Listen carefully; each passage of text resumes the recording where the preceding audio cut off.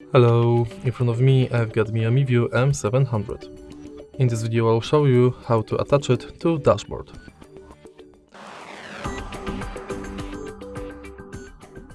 Firstly, let's prepare this attachment set and now assemble it.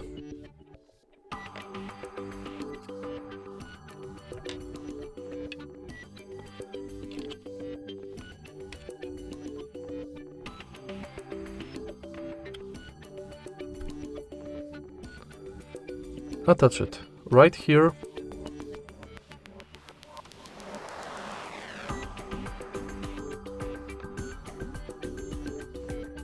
And now insert this holder .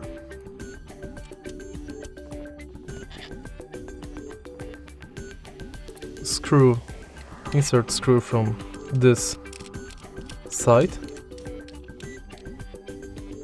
and screw it, but not too tight.